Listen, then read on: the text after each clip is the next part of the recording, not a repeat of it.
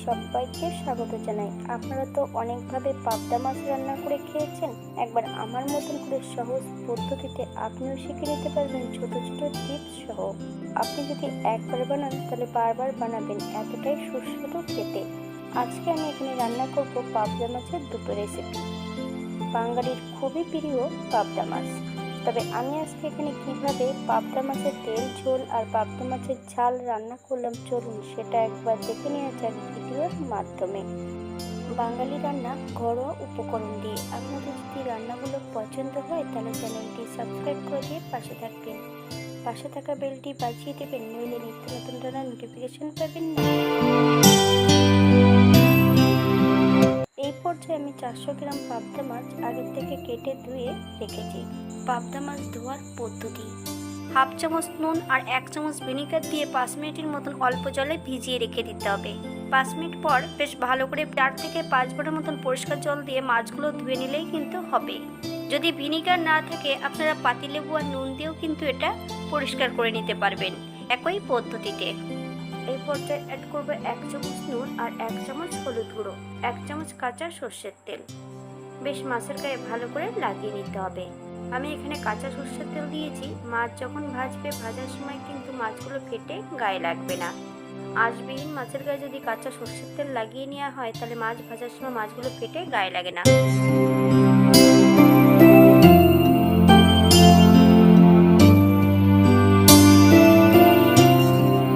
10 থেকে 15 মিনিটের মতন মাছগুলোকে রেস্টে রেখে দেব, তারপর রান্না করব। আপনাদের হাতে যদি সময় থাকে তাহলে আপনারা বেশি সময় রেখে দিতে পারেন। ফ্রাই প্যানে 3 থেকে 4 চামচের মতন সর্ষের তেল অ্যাড করতে হবে। তেল গরম হওয়া পর্যন্ত অপেক্ষা করতে হবে। এই পর্যায়ে অ্যাড করব হাফ চামচ কালো জিরে, হাফ চামচ রাঁধুনি। ফোড়ন থেকে সুগন্ধ বেরোলে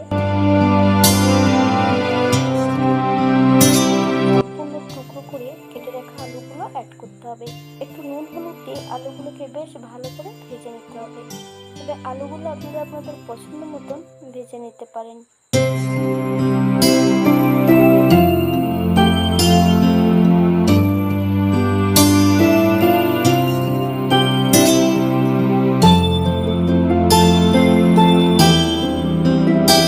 আলু ভাজার এই পর্যায়ে মিডিয়াম সাইজের একটা টমেটোর 4 ভাগের 1 ভাগ ছোট টুকরো করে নিয়েছি আর বেশ কিছুটা লঙ্কা ফালি দিয়ে নিয়েছি।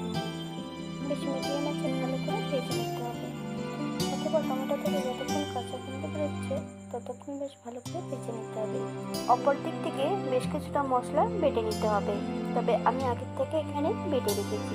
আদা, জিরে, ধনে, শুকনো লঙ্কা একসঙ্গে বেটে রেখেছি।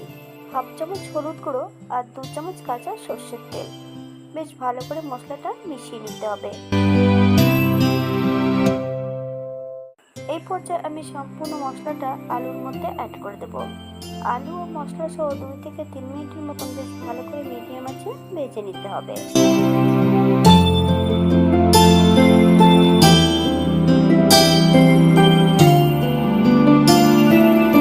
মশলা ভাজার এই পর্যায়ে আমি সম্পূর্ণ মাছগুলো অ্যাড করে দেব। মাছগুলো বেশ ভালো করে উল্টিয়ে পাল্টিয়ে মশলার সঙ্গে মিশিয়ে দিতে হবে। মাছ ও মশলা সহ 3 থেকে 4 মিনিটের মতন বেশ উল্টিয়ে পাল্টিয়ে রান্না করে নিতে হবে।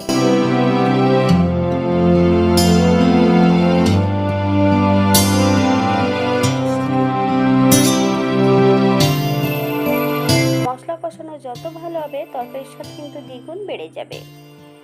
মশলা ও মাছ দিয়ে কষানোর এই পর্যায়ে 2 বাটি জল অ্যাড করব। হালকা হাতে নেড়ে চেড়ে মিশিয়ে দিতে হবে। আপনাদের যতটা গ্রেভির প্রয়োজন আপনারা ততটা জল অ্যাড করবেন। আমি কিন্তু এই পর্যায়ে কোনো নুন অ্যাড করব না। আমি মশলা বাটার সময় কিন্তু নুন অ্যাড করেছিলাম, তাই এই পর্যায়ে কোনো নুন অ্যাড করার প্রয়োজন নেই। আপনারা স্বাদ অনুসারে নুনটা অ্যাড করবেন। মিডিয়াম আঁচে 10 থেকে 12 মিনিটের মতন রান্না করে নিতে হবে।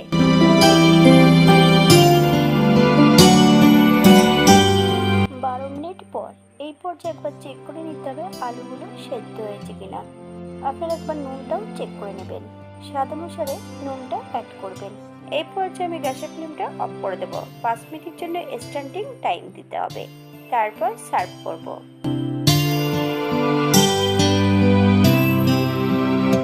পাবদা পাবদা মাছের তেল ঝোল। এটা দেখতেও যেমন ভারী সুন্দর হয়েছে, এটা খেতে কিন্তু অসম্ভব ভালো। আপনারা বাড়িতে একবার একই পদ্ধতিতে বানিয়ে নেবেন।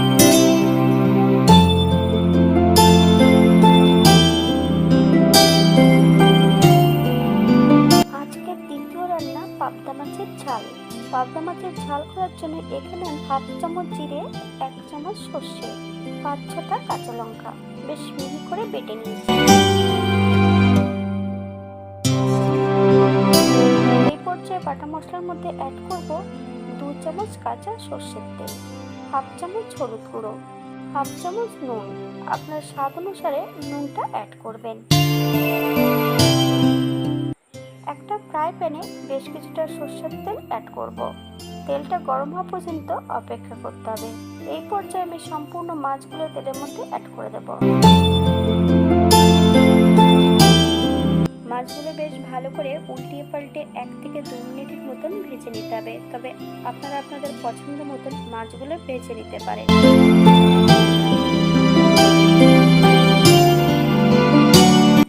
এই পর্যায়ে আমি সম্পূর্ণ মশলাটা অ্যাড করব। তবে মশলা যখন অ্যাড করতে হবে একদমই কিন্তু লো ফ্লেমে। যথারীতি সর্ষে বাটা দেওয়া আছে, হাই ফ্লেমে রান্না করলে যেতে হতে পারে।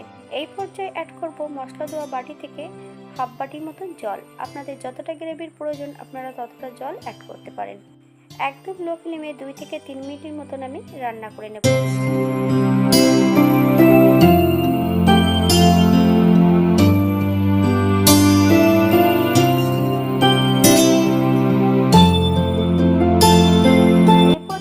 ঢাকা দিয়ে দেবো 3 থেকে 4 মিনিটের মতো।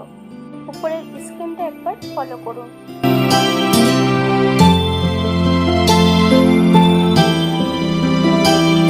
এই পর্যায়ে অ্যাড করতে হবে 1 চামচ কাঁচা সর্ষের তেল। আপনারা যদি পছন্দ করেন তাহলে পরিমাণে বাড়িয়ে দিতে পারেন। গ্যাসের ফ্লেমটা অফ করে দিয়ে 5 মিনিটের জন্য স্ট্যান্ডিং টাইম দেব, তারপর সার্ভ করব।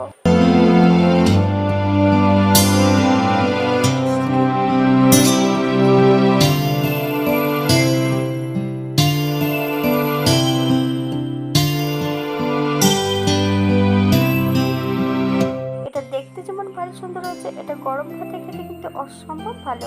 আপনারা বাড়িতে একবার একই পদ্ধতিতে বানিয়ে নেবেন।